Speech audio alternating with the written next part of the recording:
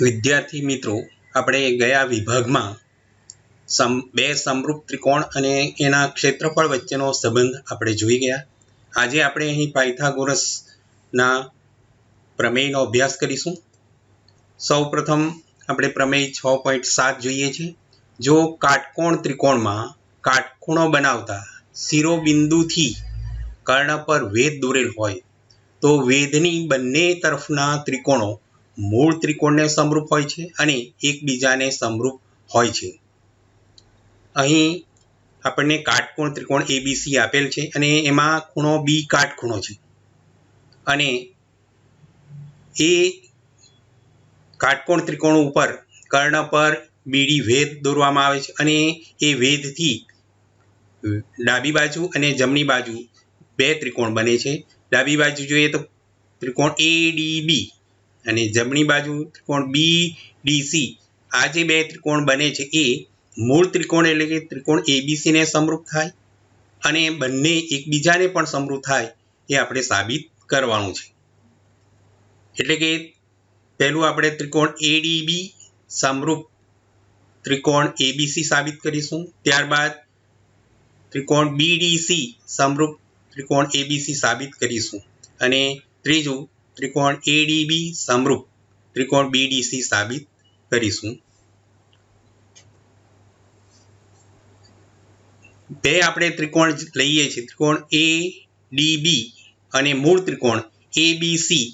એમાં ખૂણો એ જે છે એ બંનેમાં સમાન જોવા મળે છે અને બીજું ત્રિકોણ એડીબીમાં ખૂણો ડી એ કાટખૂણો છે અને ત્રિકોણ એબીસીમાં ખૂણો બી કાટખૂણો છે. એટલે કે બંને કાટખૂણા સમાન હોય છે અને પરિણામે આ જે બે ત્રિકોણ આપણે લઈએ છીએ, ત્રિકોણ એડીબી અને ત્રિકોણ એબીસી માટે ખૂણો એ બરાબર ખૂણો એ બંને સમાન ખૂણા છે અને બીજું ખૂણો એડીબી બરાબર ખૂણો એબીસી બંને કાટખૂણા છે એટલે બંને સમાન જોવા મળે છે અને પરિણામે આ જે બે ત્રિકોણ છે એમાં બે ખૂણાઓ સમાન છે અને તેથી ખોખું શરત પ્રમાણે એ બંને ત્રિકોણ સમરૂપ ત્રિકોણ કહેવાય છે. એટલે કે ત્રિકોણ એડીબી સમરૂપ ત્રિકોણ એબીસી થાય. હવે એ જ રીતે આપણે બીજો ત્રિકોણ લઈશું, ત્રિકોણ બીડીસી અને મૂળ ત્રિકોણ એબીસી ત્રિકોણ લઈએ તો એ માટે પણ ખૂણો સી સમાન છે. એટલે કે સી આ બી સીડી ખૂણો અને આ મૂળ ત્રિકોણ માટે એ સીબી ખૂણો એ બંને ખૂણા સમાન જોવા મળે છે કારણ કે એક જ ખૂણો છે. બીજું કે બીડીસી એ કાટખૂણો બને છે અને મૂળ ત્રિકોણમાં એબીસી એ પણ કાટખૂણો છે અને તેથી એ બંને ખૂણા સમાન છે. આ રીતે આપણે બે ત્રિકોણ લઈએ છીએ, ત્રિકોણ બીડીસી અને ત્રિકોણ એબીસી માટે ખૂણો એ બરાબર ખૂણો સી બરાબર ખૂણો સી એ બંને સમાન ખૂણા છે અને ખૂણો બીડીસી બરાબર ખૂણો એબીસી એ બંને કાટખૂણા હોવાથી સમાન થાય છે અને પરિણામે ખોખું શરત પ્રમાણે આ જે બે ત્રિકોણ જે છે એ સમરૂપ ત્રિકોણ કહેવાય છે. એટલે કે ત્રિકોણ બીડીસી સમરૂપ ત્રિકોણ એબીસી એને પરિણામ નંબર 2 આપીએ છીએ. હવે પરિણામ 1 અને પરિણામ 2 ઉપરથી આપણે જોઈ શકીએ છીએ કે ત્રિકોણ એડીબી એ ત્રિકોણ એબીસી ને સમરૂપ છે અને ત્રિકોણ બીડીસી એ ત્રિકોણ એબીસી ને સમરૂપ છે અને તેથી આ બંને જે ત્રિકોણ છે એ પણ એકબીજાને સમરૂપ થાય. આમ ત્રિકોણ એડીબી સમરૂપ ત્રિકોણ એબીસી અને ત્રિકોણ બીડીસી સમરૂપ ત્રિકોણ એબીસી હોવાથી ત્રિકોણ એડીબી સમરૂપ ત્રિકોણ બીડીસી થાય. એટલે કે બંને ત્રિકોણ પણ એકબીજાને સમરૂપ થાય. આ રીતે કાટકોણ ત્રિકોણમાં કર્ણ પર જો વેધ દોરવામાં આવે તો વેધથી બનતા બંને ત્રિકોણો એ મૂળ ત્રિકોણને પણ સમરૂપ હોય છે અને બંને એકબીજાને પણ સમરૂપ હોય છે. અહીં સંગતતા માટે ખાસ ધારો કે ત્રિકોણ એબીસીમાં ખૂણો બી કાટખૂણો હોય અને બીડી વેધ હોય તો આ જે ત્રિકોણ છે એડીબી સમરૂપ ત્રિકોણ એબીસી થશે અને બીજો ત્રિકોણ બીડીસી સમરૂપ ત્રિકોણ એબીસી થાય છે. હવે પ્રમેય 6.8 પાયથાગોરસનો પ્રમેય જોઈએ. કાટકોણ ત્રિકોણમાં કર્ણનો વર્ગ બાકીની બાજુઓના વર્ગોના સરવાળા જેટલો હોય છે આ જે પ્રમેય છે એને બોધાયન પ્રમેય તરીકે પણ ઓળખવામાં આવે છે. અહીં મિત્રો આપણને ત્રિકોણ એબીસીમાં ખૂણો બી કાટખૂણો આપેલો છે અને આપણે કર્ણ જે છે એસી થશે અને એ કર્ણનો વર્ગ બાકીની બે બાજુના વર્ગોના સરવાળા જેટલો થાય, એટલે કે એસીનો વર્ગ બરાબર એબીનો વર્ગ વત્તા બીસીનો વર્ગ એ આપણે સાબિત કરવાનું છે.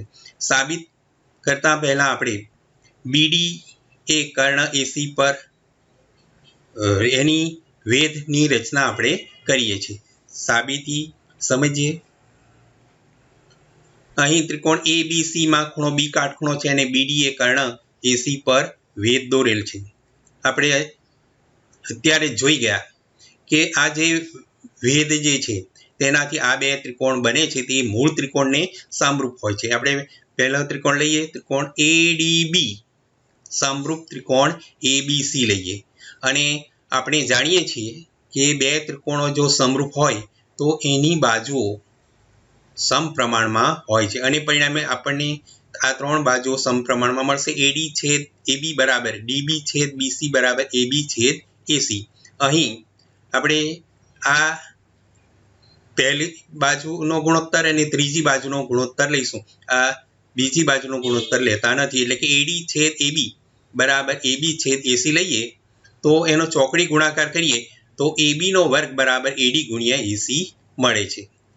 આ એક આપણને પરિણામ મળે છે. એ જ રીતે આપણે હવે બીજો ત્રિકોણ લઈશું, ત્રિકોણ બીડીસી, સમરૂપ ત્રિકોણ એ બીસી થાય છે અને પરિણામે આ બંને ત્રિકોણ સમરૂપ હોવાથી એની અનુરૂપ બાજુઓ સમપ્રમાણમાં મળે છે અને પરિણામે આપણને બીડી છેદ એબી બરાબર ડીસી છેદ બીસી બરાબર બીસી છેદ એસી આપણને સૂત્ર મળે છે. એમાં પણ આપણે બીજી અને ત્રીજી બાજુનો ગુણોત્તર લઈશું.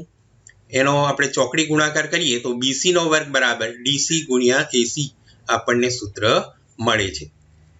હવે આ જે બે પરિણામ આપણને મળે છે, એબીનો વર્ગ બરાબર એડી ગુણ્યા એસી અને બીસીનો વર્ગ બરાબર ડીસી ગુણ્યા એસી, એ બંનેનો જો આપણે સરવાળો કરીએ તો અહીં જમણી બાજુએ આપણને એસી અને એસી જે બે પદ હશે તેમાં એસી સામાન્ય નીકળશે અને પરિણામે એડી વત્તા ડીસી બાકી રહે છે અને એડી વત્તા ડીસી બરાબર એસી થાય છે અને પરિણામે જમણી બાજુ આપણને એસી ગુણ્યા એસી પદ મળશે અને એટલે કે એસીનો વર્ગ મળે છે. એટલે કે આ પરિણામ 1 અને 2 નો જો સરવાળો કરીશું તો આપણે એબી વર્ગ વત્તા બીસી વર્ગ બરાબર એસી વર્ગ સાબિત કરી શકાય છે. મિત્રો, સાબિતી ખૂબ જ સહેલી છે. આપણે આ જે બે ત્રિકોણ લીધા એડીબી અને ત્રિકોણ એબીસી એ પ્રમેય 6.7 ને આધારે બંને સમરૂપ છે અને પરિણામે આપણે આ પરિણામ લખી શકીએ છીએ. એડી છેદ એબી બરાબર એબી છેદ એસી અને ચોકડી ગુણાકાર કરવાથી એબીનો વર્ગ બરાબર એડી ગુણ્યા એસી પરિણામ નંબર 1 મળે છે. અને એ જ રીતે આપણે બીજા ત્રિકોણ લઈશું, ત્રિકોણ બીડીસી, સમરૂપ ત્રિકોણ એબીસી, એ પણ આપણને પરિણામ પ્રમેય 6.7 ને આધારે મળે છે અને એ બંને ત્રિકોણ સમરૂપ હોવાથી એની અનુરૂપ બાજુઓ સમપ્રમાણમાં હોય છે અને પરિણામે આપણે આ એક પરિણામ લખી શકીએ, ડીસી છેદ બીસી બરાબર બીસી છેદ એસી. અને એનો ચોકડી ગુણાકાર કરીએ તો બીસીનો વર્ગ બરાબર ડીસી ગુણ્યા એસી એ પરિણામ નંબર 2 મળે છે. હવે આપણે પરિણામ 1 અને પરિણામ 2 નો સરવાળો કરીએ તો જમણી બાજુ આપણને એડી ગુણ્યા એસી વત્તા ડીસી ગુણ્યા એસી મળે છે. એ જે બે જમણી બાજુના બે પદો જે છે એમાં આપણે એસી બંનેમાં સામાન્ય છે એટલે સામાન્ય લઈએ તો કૌંસમાં એડી વત્તા ડીસી બાકી રહે છે અને એડી વત્તા ડીસી આપણે આકૃતિને આધારે કહી શકીશું કે એડી વત્તા ડીસી નું માપ એસી બરાબર થાય છે, એટલે કે એડી વત્તા ડીસી બરાબર એસી લખાશે અને તેથી એસી ગુણ્યા એસી બરાબર એસીનો વર્ગ થશે. આમ એબી વર્ગ વત્તા બીસી વર્ગ બરાબર એસી વર્ગ આપણે સાબિત કરી શકીએ છીએ.